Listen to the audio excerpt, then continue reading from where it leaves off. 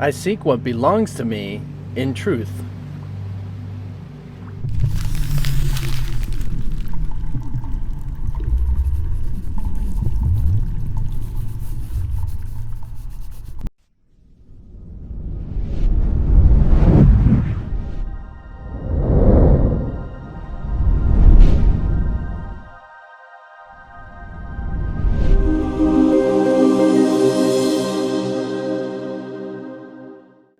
This can be an interesting concept, but it makes perfect sense when you say, for the fashion of the fact that peace and joy and love belongs to you in truth, and the reality of what that actually is. So there's a few different ways of understanding this, and I want to touch base on one that seems a little unusual in the definition of A Course in Miracles, but as I've also discussed with you previously about the dimensions a little bit, this, in the perspective, is the assistance of a higher dimensional being that's trying to help you to see the way in which thinking needs to be done in order to think in correspondence to the experience of an alternate dimension. So trying to understand it in the sense of in order to achieve, and the ending or the end of the race or the goal that you're trying to achieve, being peace and love and joy, is that you have to think in correspondence of it actually being available. If you're not thinking in correspondence that it's actually available, then you're not in the perspective, or can't really see that the perspective of that dimension is also available. So in the, say, higher realms of perspective of dimensions, say like a 9th, 10th dimensional being, or even just 7th, in the 5th, the perspective of recognizing that love and joy is not something that's out far, hard to reach. In fact, it's something that is quite literally right here and right now. And this is true about every single dimension, every single angle of looking at the same one thing. And that's what a dimension is that you're able to look at the same one thing, like a cube, differently.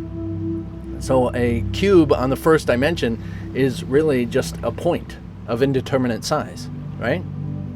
Well, that's the 0th dimension. The first dimension is a line between 2 points. And then you got 4 points making a square for the 2nd dimension, even mathematically, right? And so without getting into too much detail about the dimensions, to put another 4 points making a cube, you got the 3rd dimension, physicality. Then you got the 4th dimension making this cube a beginning and an end, or a birth and a death, right? So in the same way, you're looking at that same one point differently. And so in your life is enveloped by these dimensions. So to look at your life in a different dimension requires that you think differently in order to recognize that it is there. And that essentially is what A Course in Miracles is about. So as this, you're seeking what belongs to you in truth, is referring to the truth in an alternate dimension. Of course, here, what would you say in your physical perspective is what belongs to you in truth? You say, oh, well, yes, everybody deserves freedom, liberty, and the pursuit of happiness.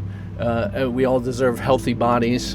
And some would say we all deserve free healthcare. Different variations like that that are associated to the dimension in which your perspective is focused on. Okay?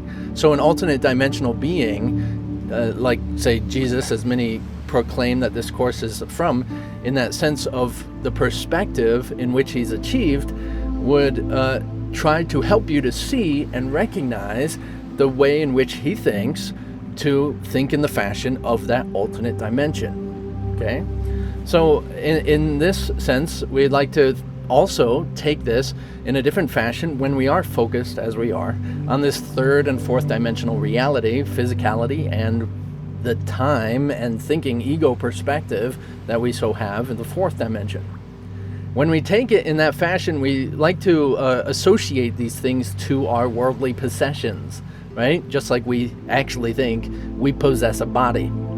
In this idea of possessing a body, we come into this idea that our body then needs to possess things in order for we to be happy, in order for us to have joy, happiness, and of course love. We need to possess a relationship a partner in order to experience love.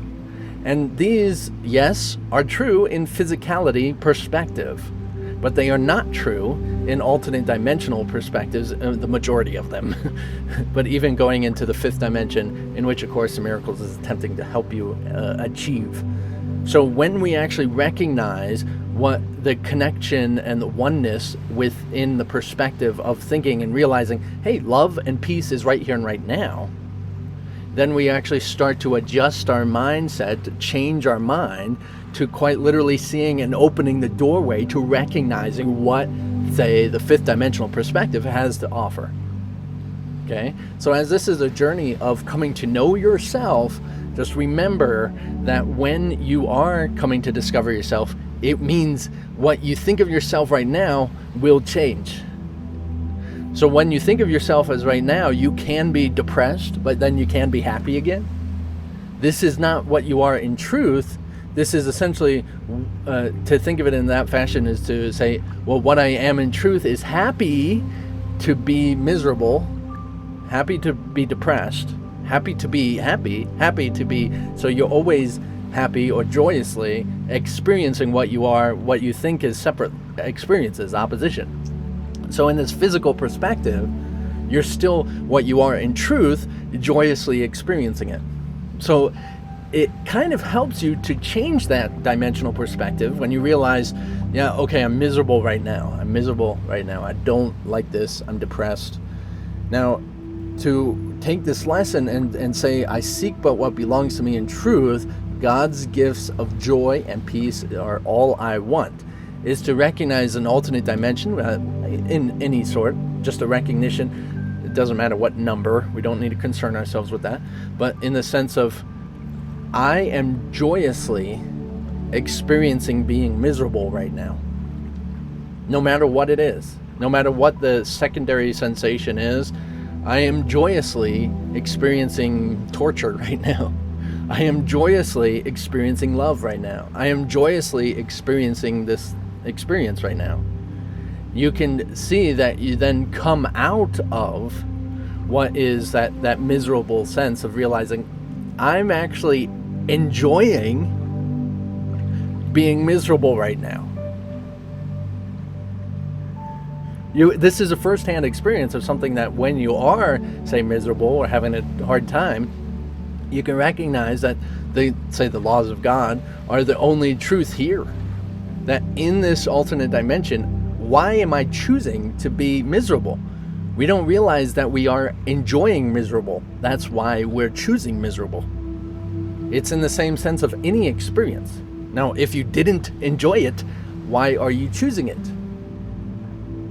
So, of course, this, again, is helping you to see an alternate perspective of yourself. It's an alternate, more in-depth version of who you actually are.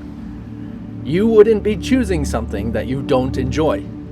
So, of course, in this ego perspective of having opposition, it does seem that miserable is not joyous, right? Depression is not joyous. In fact, you're probably getting very upset at me if you experience depression often, and I'm sitting here telling you that you joyously feel depressed. I mean, of course. I mean, it would be absurd. It's an absurd idea to the ego perspective. Of course, in physicality, opposition, it's almost impossible to see. But you are not only the ego. You are not only this physical perspective. So grasp and recognize in the experience. Say you're feeling depressed right now. Go into that. Close your eyes. Go deep down, really feeling it, and try to recognize where are, say, what belongs to me in truth. Where are the attributes in me right now that the truth holds? Where am I feeling what I am feeling? It's a first-hand experience, and of course, it's as unique as you, and it's this labyrinth of your mind trying to figure out this maze where it is, but it's there. It's always been there.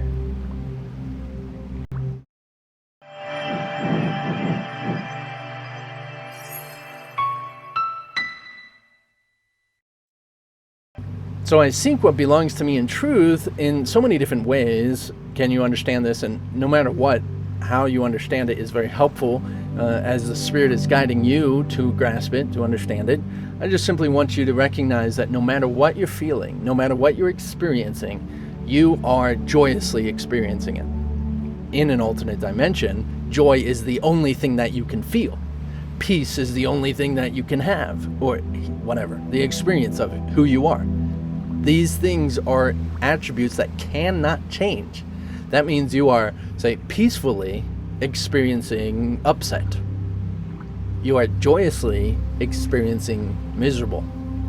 And you can, I'm speaking from first-hand experience, you can actually recognize it and quite literally turn everything you experience around from what you think is an opposite to it.